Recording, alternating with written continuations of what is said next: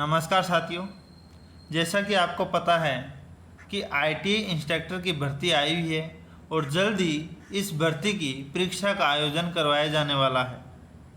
तो साथियों, आज की क्लास में मैं आपके लिए लेकर आया हूं कनिष्ठ अनुदेशक अर्थात इलेक्ट्रीशियन ट्रेड के जो आईटीआई इंस्ट्रक्टर का एग्ज़ाम हुआ था। कब हुआ था? 24 मार्च 2019 को हुआ था। उसका प्रश्न पत्र, उस परीक्षा का प्रश्न पत्र मैं आपके सामने लेकर आया हूं। इस परीक्षा में कितने प्रश्न पूछे गए थे? 150 प्रश्न पूछे गए थे। 150 प्रश्नों में कितने प्रश्न राजस्थान जीके के थे और कितने प्रश्न इलेक्ट्रीशियन थ्योरी के थे और किस प्रकार के प्रश्न इस परीक्षा में पूछे गए थे, उन्हीं के बारे में चर्चा करने वाले हैं। हम इस वीडियो के अंदर जितने भी क्वेश्चन सोल्व करेंगे ये सभी के सभी क्वेश्चन पूरे डिटेल के साथ पढ़ेंगे और आपको पता चलेगा भी अब जो कनिष्ठ अनुदेशक की भर्ती होने वाली है उसमें राजस्थान जीके के प्रश्न किस प्रकार से पूछे जा सकेंगे और किस प्रकार से आप क्वेश्चनों को अटेंड कर सकोगे। तो चलिए बढ़ते हैं आज की क्लास में। हम जान लेते हैं आज की क्लास का हमारा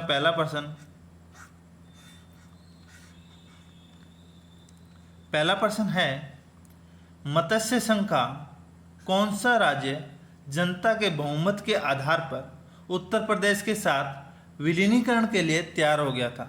तो मैं आपको बता देता हूँ साथियों, जब राजस्थान का एकीकरण हो रहा था तो एकीकरण के समय जो मत्स्य संघ का एक राज्य था वो वह राज्य जनता के आदेश या उसमें निवास करने वाली जनता के आदेश के अनुसार वह उत्तर प्रदेश राज्य के अंदर विलय होने के लिए तैयार हो गया था। वह राज्य कौन सा था? धौलपुर राज्य था। मत्स्य संघ का धौलपुर राज्य जो कि जनता के आदेश या जनता के बहुमत के आधार पे उत्तर प्रदेश में विलय करने के लिए तैयार हो गया था। साथियों, मैं आपको बता देता हूँ कि मत्स्य संघ का उद्घाटन समारोह कब हुआ? तो मत्स्य संघ का निर्माण हुआ था 18 मार्च 1948 को मत्स्य संघ का निर्माण हुआ था। चलिए बढ़ते हैं साथियों हमारे अगले प्रश्न की तरफ। अगला हमारा प्रश्न है, अकबर की चित्तौड़ विजय के उपरांत मेवाड़ में मुगल शासकों के सिक्के जारी हुए थे जिन्हें क्या कहा गया था? मैं आपको बता देता हूं साथियों कि अकबर ने चित्तौड़ पर विजय प्राप्त करने के पश्चात जो मेवाड़ थे, मेवाड़ के अंदर जो मुगल शासकों के सिक्के जारी किए गए थे, तो उन सिक्कों को जो अकबर ने जो जारी किए गए थे उनको क्या कहा था? एलची। क्या? एलची सिक्का, अर्थात बी हमारा सही आंसर हो जाएगा। चलिए बढ़ते हैं हमारे अगले प्रश्न की तरफ। अगला हमारा प्रश्न है, जीवन कुटीर के गीत निम्न में से किसके द्वारा लिखा गया है? तो मैं आपको बता देता हूँ साथियों, जीवन कुटीर के गीत हमारे राजस्थान के प्रथम मुख्यमंत्री पंडित हीरालाल शास्त्री के द्वारा यह लिखा गया था। तो भी हमारा सही आंसर। अगला प्रश्न, राजस्थान की प्रथम महिला शासक कौन थी? तो साथियों, मैं यहाँ पे बात करूँगा कि राजस्थान की पहली महिला सांसद और पहली विधायक। तो साथियों, जो सांसद की बात करता हूँ तो सांसद यहाँ पे क्वेश्चन में पूछा गया है कि राजस्थान की प्रथम महिला सांसद कौन है? तो सांसद होता है जो साथियों जनता के द्वारा निर्वाचित होने के बाद जो लोकसभा के अंदर अर्थात लोकसभा के अंदर जाता है उसे क्या कहा जाता है? सांसद। तो मैं आपको बता देता हूँ राजस्थान की पहली सांसद कौन सी थी? गायत्री। क्या नाम था?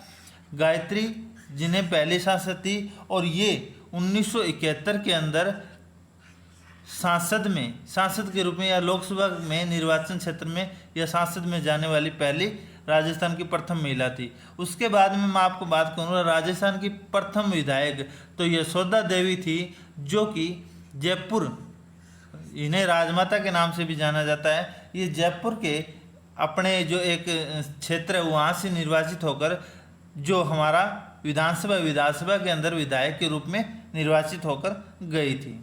चलिए बढ़ते हैं हमारे अगले प्रश्न की तरफ। अगला हमारा प्रश्न है, कर्णा भील किस वाद्य यंत्र का प्रसिद्ध वादक था?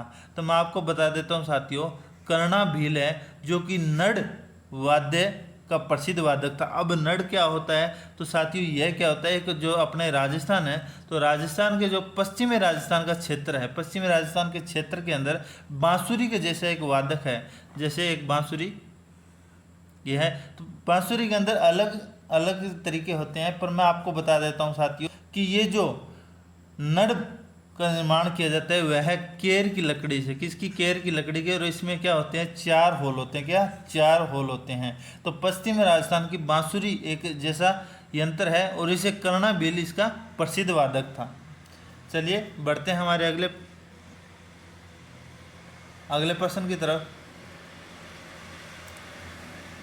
अगला हमारा प्रश्न है, भीलवाड़ा जिले की किस नदी पर बागौर स्थित है? तो साथियों बागौर जो सभ्यता है वह भीलवाड़ा जिले की कोठारी नदी अर्थात बी हमारा सही आंसर हो जाएगा, कोठारी नदी पे स्थित है। चलिए बढ़ते हैं हमारे अगले प्रश्न की तरफ। अगला हमारा प्रश्न है, निम्न में से एकलिंग शिलालेख 1460 ईस्वी का लेखक कौन है? तो मैं आपको बता देता हूँ साथियों कि एकलिंग शिलालेख जो कि 1460 ईस्वी में बना था वो है राणा कुंभा का के बारे में, या राणा कुंभा के बारे में बताता है। और इसके लेखक कौन है? महेश्वर इसके लेखक है। तो ये हमारा सही आंसर हो जाएगा। अगला हमारा प्रश्न, निम्नलिखित प्रतिहार शासकों में से किसने मंडोर को बदलकर मेड़ता को राजधानी बनाया था? तो मैं आपको बता देता हूं साथियों, जो प्रतिहार शासक है तो प्रतिहार वंश के संस्थापक है वो कौन है? हरिश्चंद्र। क्या नाम है उनका?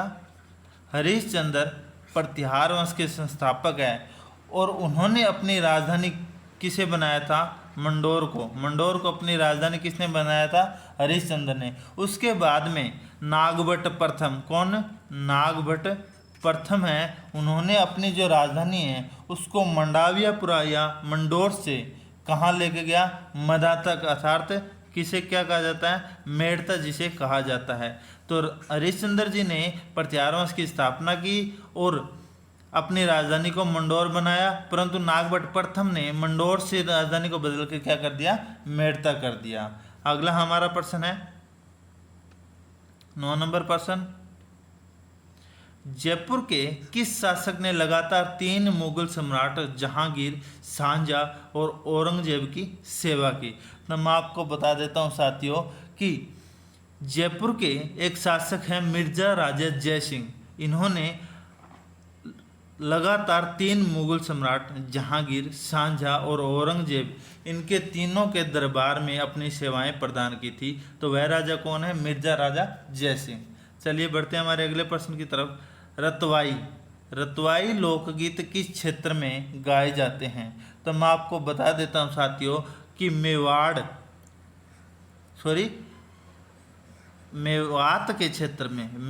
के क्षेत्र में रतवाई लोकगीत गाया जाता है। रतवाई लोकगीत बरसात के समय महिलाओं तथा पुरुषों के द्वारा, दोनों के द्वारा गाया जाता है। और मैं आपको ये भी बता दूं यह लोकगीत एक नृत्य लोकगीत भी है, क्योंकि इस पे दोनों महिला और पुरुष मिलकर नृत्य भी करते हैं। चलिए बढ़ते हैं हमारे अगले प्रश्न की तरफ। अगला हमारा प्रश्न है, जयपुर में हवा महल का निर्माण किसने करवाया था? तो हवा महल सभी को पता है कहाँ स्थित है? जयपुर में स्थित है। और इसका निर्माण 1799 में सवाई प्रताप सिंह ने करवाया था। कब करवाया था? 1799 ईस्वी के अंदर करवाया था। चलिए बढ़ते हैं हमारे अगले प्रश्न की तरफ। अगला हमारा प्रश्न है, निम्नलिखित में से कौन जयपुर एवं जोधपुर की स्थापना तिथि बताता है? तो मैं आपको बता देता हूँ साथियों कि जो बांकीदास की जो ख्यात है, कौन सा? बी हमारा आंसर है। बांकीदास की ख्यात है वह जयपुर और जोधपुर की स्थापना बताते हैं। जयपुर की स्थापना कब बताता है? ये 1727 में। परंतु जोधपुर की कब बताता है? ये 1459 में बताता है। जयपुर और जोधपुर की स्थापना तिथि बांकीदास की ख्यात से पता चलता है। अगला हमारा प्रश्न है, राठौड़ राजवंश की कुलदेवी कौन है? तो मैं आपको बता देता हूँ साथियों, नागणेची जी जो राठौड़ राजवंश की कुलदेवी है और इसकी पूजा करते हैं वो सूर्यवंशी राजपूत या राठौड़ करते हैं। इनके अलावा मैं आपको बता देता हूँ कि नागणेची माता का मंदिर जो राजस्थान है, राजस्थान के बाड़मेर जिले में स्थित है। चलिए बढ़ते हैं हमारे अगले प्रश्न की तरफ। कवि सूर्यमल मिश्र की रचनाएं किस भाषा में हैं? तो कवि सूर्यमल मिश्र की रचनाएं हैं वो हाड़ौती भाषा के अंदर की गई है। अगला हमारा प्रश्न है, चंद्रभागा का प्रसिद्ध मेला कहाँ लगता है? तो साथियों, चंद्रभागा का प्रसिद्ध मेला लगता है झालावाड़ के झालरापाटन। झालावाड़ से 10 किलोमीटर दूर एक शहर है झालरापाटन, वहाँ पे चंद्रभागा का प्रसिद्ध मेला लगता है। और यह मेला कब लगता है? अक्टूबर से नवंबर महीने, अर्थात हिंदी माह की बात की जाए तो कार्तिक में यह मेला भरता है। अगला हमारा प्रश्न,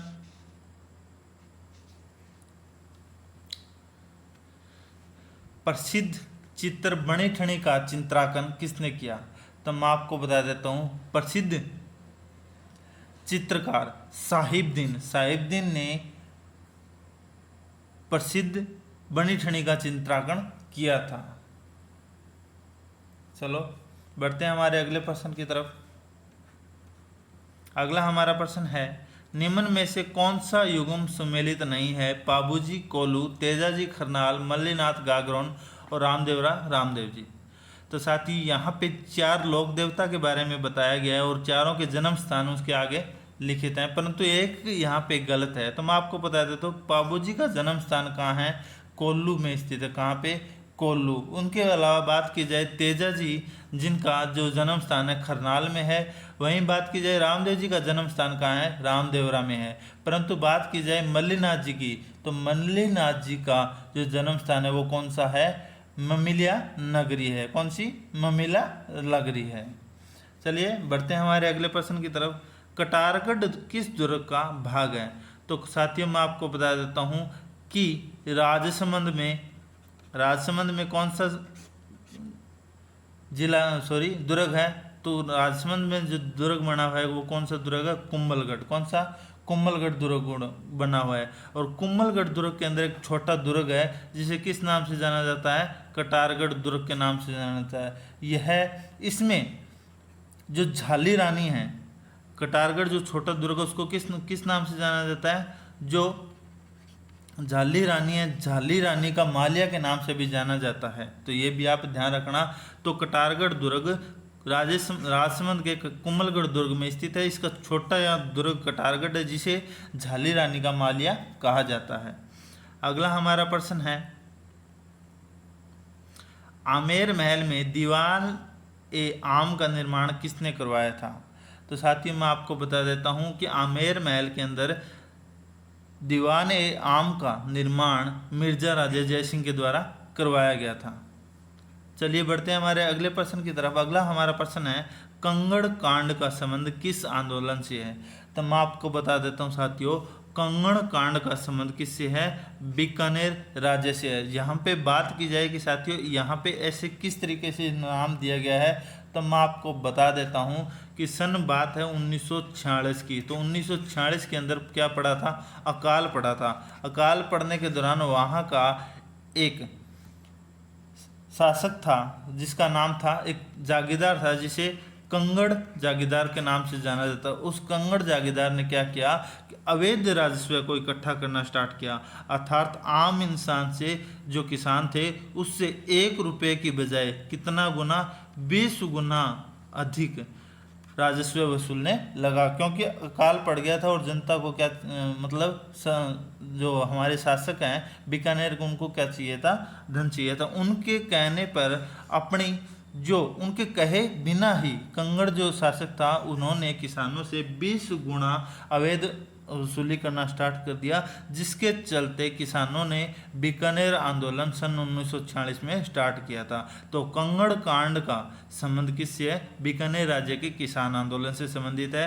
तो साथियों, आज की क्लास में हमने 20 इंपॉर्टेंट क्वेश्चन पढ़े हैं जो कि परीक्षा की दृष्टि से महत्वपूर्ण होने वाले हैं। तो अगर आपको मेरी वीडियो पसंद आए तो मेरी वीडियो को लाइक और शेयर जरूर करें। मिलते हैं हमारी अगली कक्षा के अंदर कुछ नए महत्वपूर्ण क्वेश्चनों के साथ। आज के लिए इतना ही, धन्यवाद।